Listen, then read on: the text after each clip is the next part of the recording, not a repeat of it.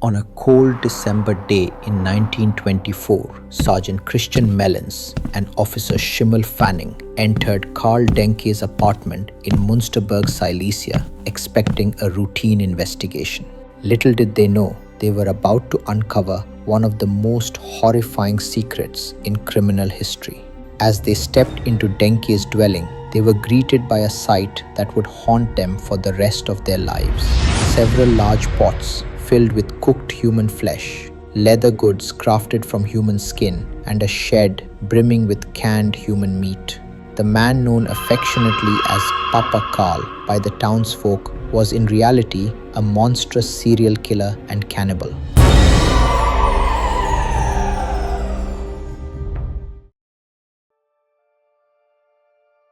Karl Denke was born in Münsterberg, Silesia, which is now part of modern-day Zabus, Poland. There is some discrepancy regarding his exact birth date, but through archival research, it is most likely that he was born Karl August Denke in February 1860. His parents, Gottlieb Denke and Johanna Eleonora Schops, were married in 1852 and had several children, including Frederick, Caroline Louise, Karl, and Julius. Karl's childhood was marked by shyness and a dislike for school.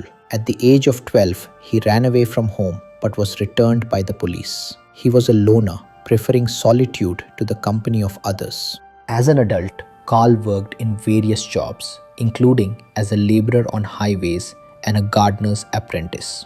In 1891, he was listed as a factory worker on the paperwork for his cousin's marriage, where he served as a witness. His father died in 1885 when Karl was 25 years old.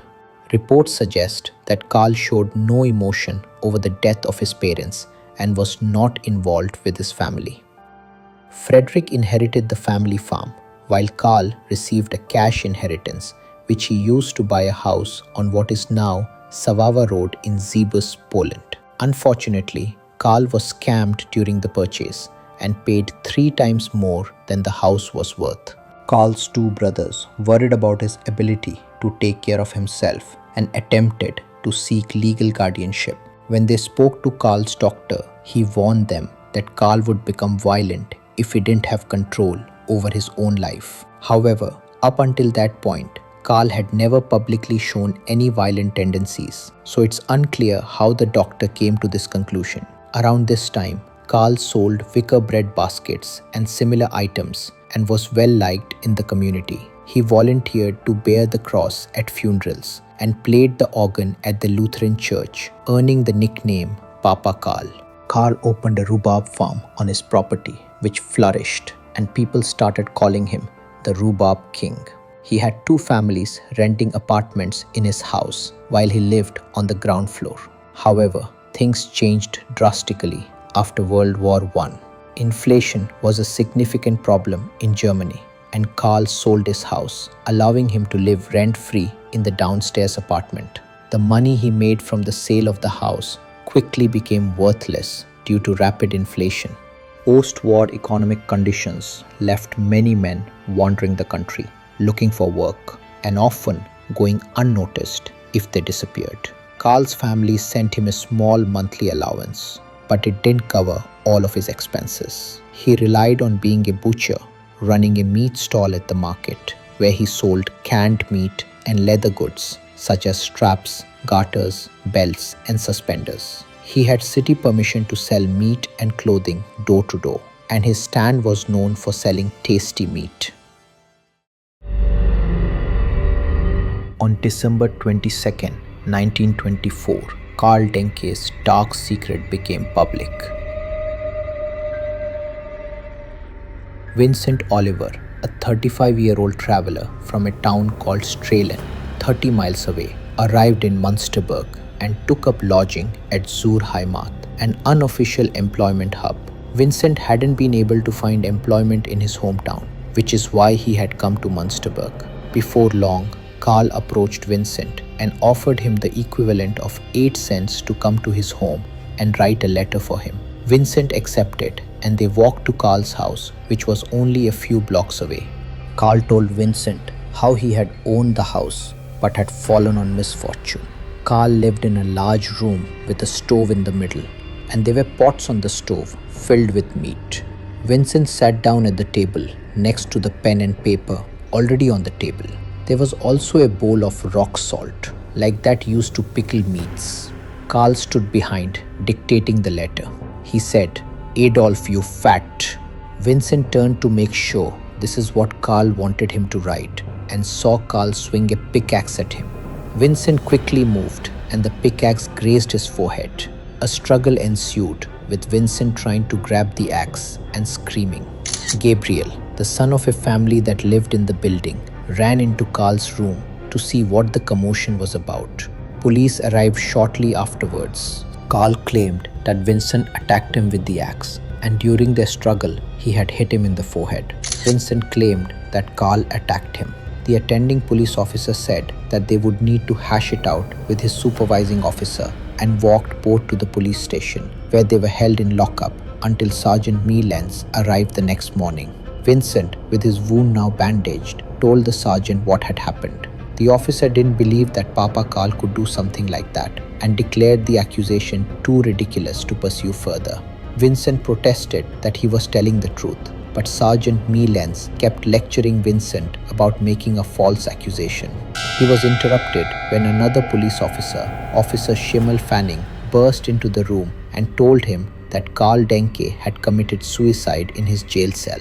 Denke had taken his large handkerchief, tied it around his neck like a noose, tied the other end around a ring on the wall meant for chains, got on his knees and leaned forward, using his weight to make himself choke to death.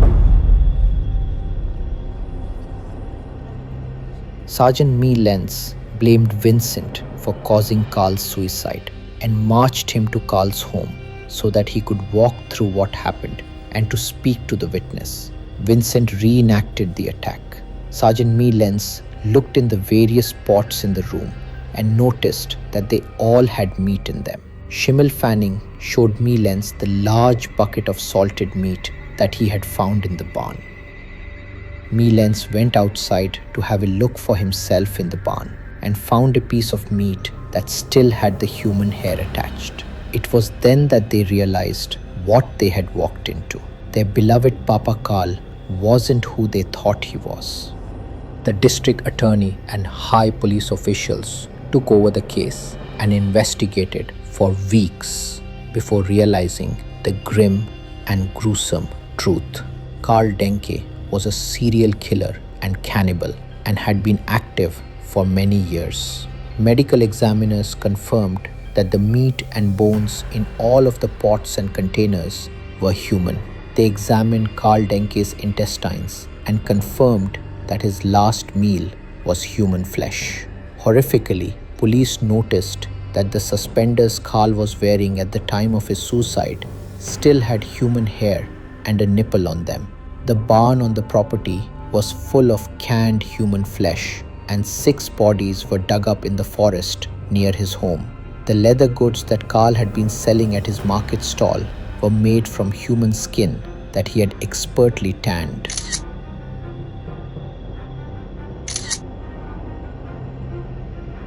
Police couldn't establish just how many years Karl had been murdering or how many victims there had been, but they established it to be at least 20 people, but could be as high as 42. The following bones were found at the crime scene: 16 femurs, 15 medium-sized pieces of long bones, 4 pairs of elbow bones, 7 heads of rat eye, 9 lower parts of rad eye, 8 lower parts of the elbow, a pair of upper shin bone, a pair of lower elbows, and rad eye, of which extremities still remained well connected, a pair of upper arms, and a pair of upper arm heads, a pair of collarbones, 2 shoulder blades, 8 heels and ankle bones, 120 toes, 65 feet and made a carpal bones, 5 first ribs, and 150 pieces of ribs. When police spoke to the 3 families that also lived in the house, they spoke of incidents going as far back as 16 years. They told of how there was a Swedish foul odor in the house, which they traced to Karl's room. Karl explained this away by saying he had a medical problem that required an animal fat treatment. They heard sawing and chopping sounds late at night and even saw Karl dumping buckets of blood outside. His neighbors thought that it was animal blood and thought nothing of it.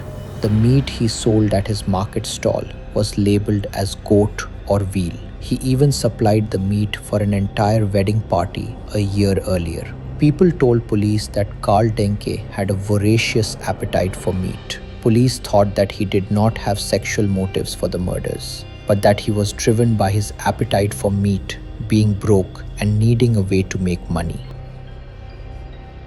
Karl Denke kept a ledger with all of his victims' names and weights in them, plus the names of the people he sold their pickled flesh to.